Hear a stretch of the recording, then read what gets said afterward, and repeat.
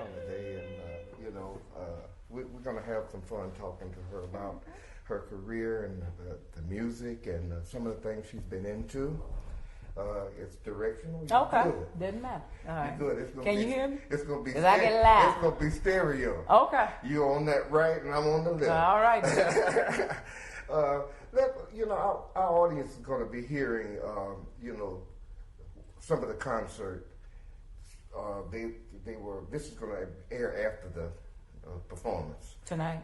Right. Okay. So some audience, our listeners will have already heard this, and some, unfortunately, will have missed it. But we have been allowed to have some short snippets, some sound clips that we're going to edit into this. Okay. So, but before we talk about the music, we want to talk a little bit about your association with the Jacksonville Symphony Orchestra. Is this your first appearance with the Jacksonville Symphony? This is my first appearance with the Jacksonville Symphony.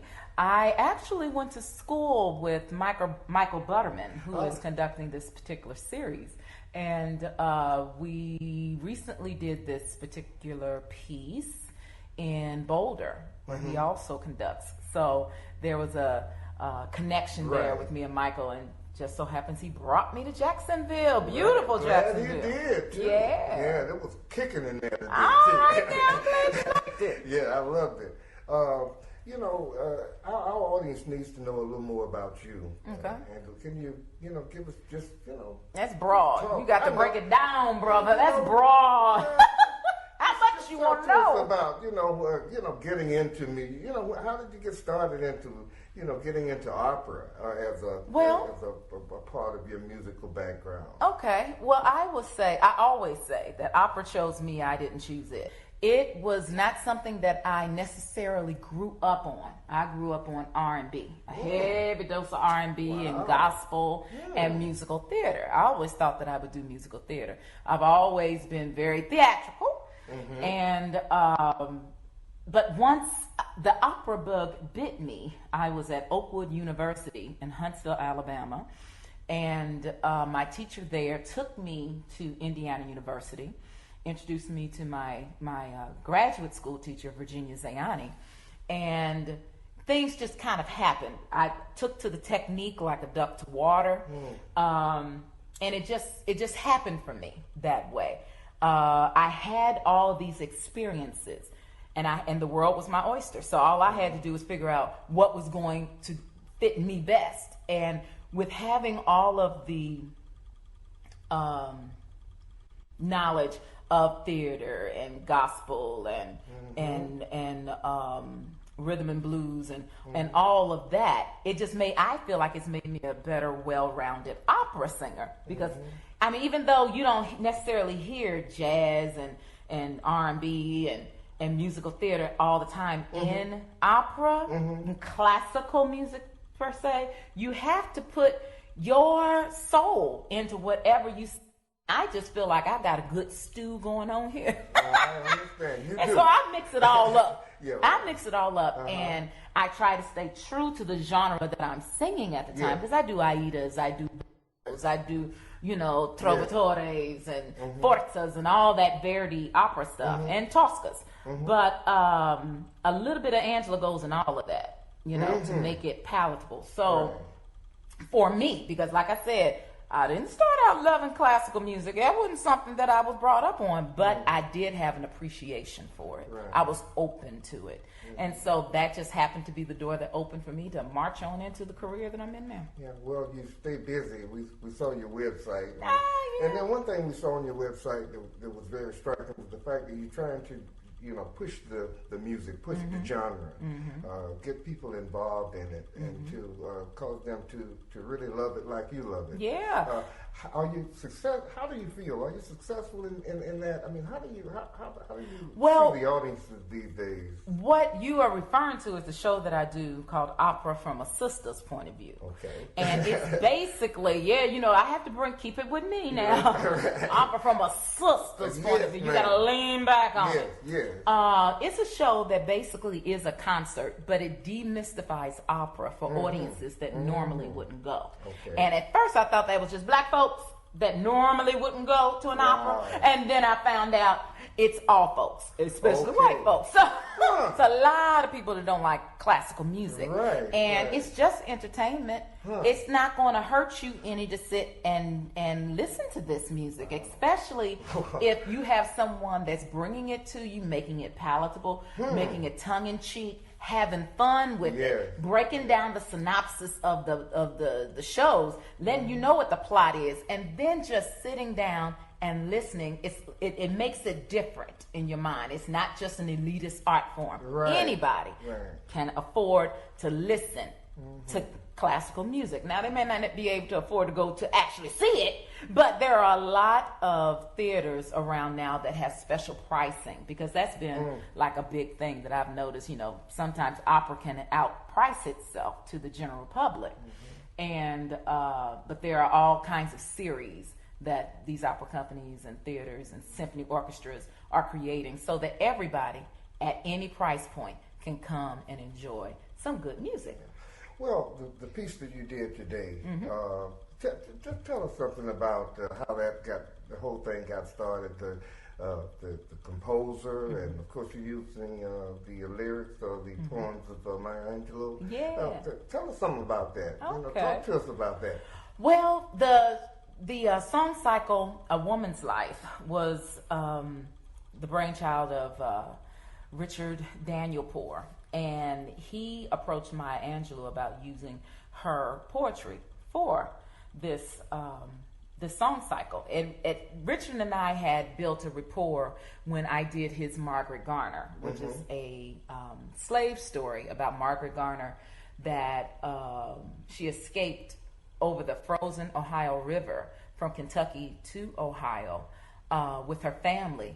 And upon being recaptured, she decided to kill her children rather than see them go back into the cruel institution of slavery. So the whole opera begs the question, do we murder or destruction of property? Okay, Nadine? So during the process, I played the mother, Scylla, in this particular opera. And Jesse Norman was supposed to do it, but I ended up doing all of them. And so during the process of this opera, Richard and I became friends, and I just very tongue-in-cheek, kind of fun, went up to him and said, Richard, I sing your music really well. You need to write a song cycle for me. Wow. And then he was like, well, Angela, he said, let me think about that. So then he came back to me and he said, well, if I did do the song cycle, who would you want to be the librettist? And the librettist for the Margaret Garner was Toni Morrison. Okay. And so I said, we've already had Toni Morrison. We may as well go for broke. How about Maya Angelou? Well, little did I know he already knew Dr. Maya. And he was like, that's exactly who I was going to ask. Wow. So, came together. Exactly. It all came together. Wow. And so he went and talked to Dr. Angelou, and she read to him 8 poems. And of the 8, he set 7. And that's what we have now, A Woman's Life. And it chronicles a woman's life from childhood to mature womanhood, and all of the things that she may go through during that time. And it has no color. Even though she was an African American woman that wrote it, this story has no color. Right. Right. So it could be any woman's life. I hear you. Yeah. So yeah. Well, I'll tell you, there are collaborations, and then there are collaborations. Okay. And this one is a collaboration. Some Jesus in it. Oh, go on now. I'm telling you.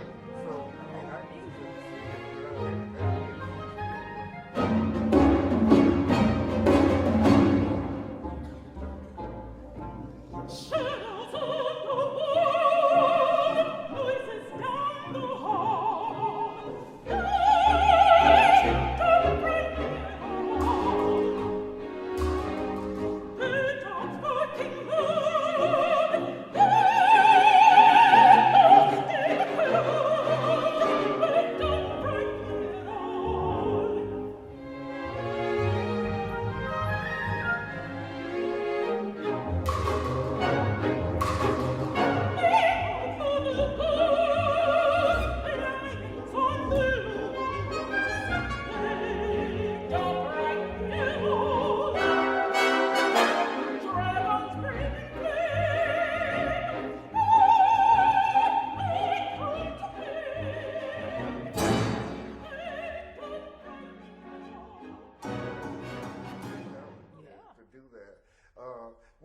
know, in listening to that today, I was listening to one of the movements of the number 4 with all the blues, and when you did that, I said, well, you know, now you didn't even have to tell me about your R&B background. I heard it. Yeah. You know, Richard's music is very much like the American quilt. Yeah, you know, amazing.